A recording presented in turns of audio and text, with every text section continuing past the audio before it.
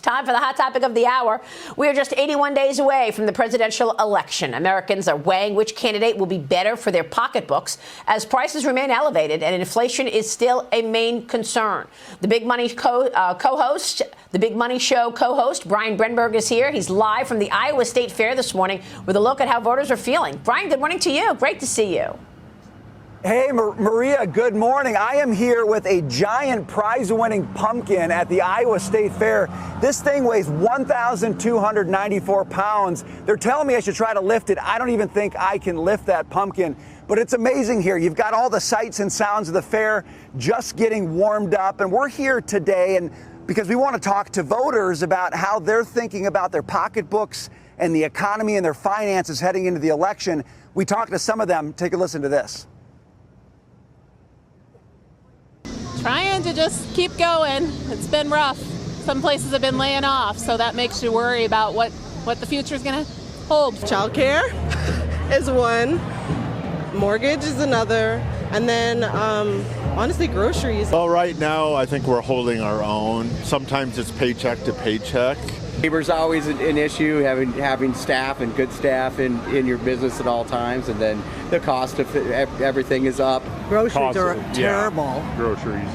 I mean, I can't walk out of there with $200 and I get nothing. Yeah. We can even move a little to your right. So what's great about the fair this year, the 170th Iowa State Fair, Maria, is you've got record attendance. There are a lot of people here. I'm finding the cheese curd tent. Can you see it right over there? That's what my breakfast is going to be today. But the one thing people are saying to us, even as they're excited to be here, even as they're excited to celebrate, is they've got a budget for this thing. They've got to count their pennies. They've got to figure out how to make this work because they feel like things are tight and they just don't see any relief on the near horizon. And that really seems to be the tone when it comes to finances and the economy out here, Maria. Yeah, that's right, Brian. That's the main issue, that and the open border. And it's combining to create this level of fear among people, right? Fear for our own personal security, fear on national security. It starts with the fact that everything's too expensive. And then you look at all of these people coming through the wide open border that we don't know their intentions, Brian. That's right. No, I totally agree with you, Maria. And yet one thing you can definitely see is people want that hope. They want to move on. They want the American dream. I mean, state fairs are an example of people creating and the American dream. And so they're looking for answers. They want to hear from the candidates, Maria. We've heard from one of them, Trump. They want to hear from Harris, too. What's her plan? We'll see what she says today. That we all want that. Brian, thank you. Have a great time at the Iowa State Fair. Great to have you this morning, Brian Brenberg. Kaylee, I'll tell you, I'm really not buying any of this. I mean, we've got an embargo of what Kamala Harris is apparently going to say today. She's going to talk about cutting taxes for the middle class with a $6,000 tax credit per child.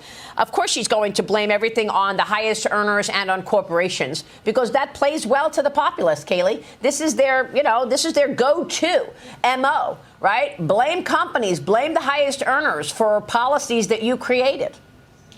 It does, and it's telling that every time you talk to these critical swing state voters on the ground, like what Brian is doing today, they all say the same thing, which is that the economy is still their top concern. Inflation is still their top concern. And this is why Joe Biden was trailing behind Donald Trump well before the June debate when his campaign imploded, because voters are concerned about the issues. Those issues have not changed, even if the Democratic candidate has. This is something that Kamala Harris will not be able to run away from. She owns the economy just as much as Joe Biden does. Yep. Michael, how do you see it? Yeah, look, in this administration, household net worth is up a little over 20%.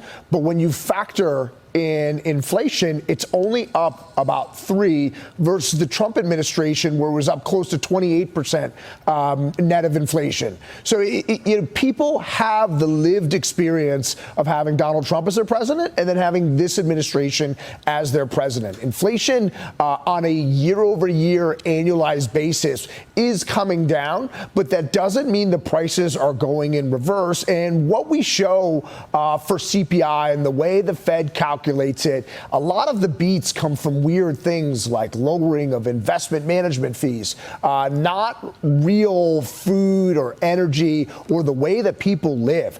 And they're out there pounding the table saying, oh, well, inflation's doing better and it's coming down. It doesn't feel like that just because us nerds on Wall Street can see things on a spreadsheet. It doesn't feel like that for the average American. It doesn't feel like that for me when I'm going to the grocery store. And then President Trump, when he was speaking with Elon Musk the other night, said it the best. The people who have done everything right their entire life are the ones that are getting punished the most with this inflation.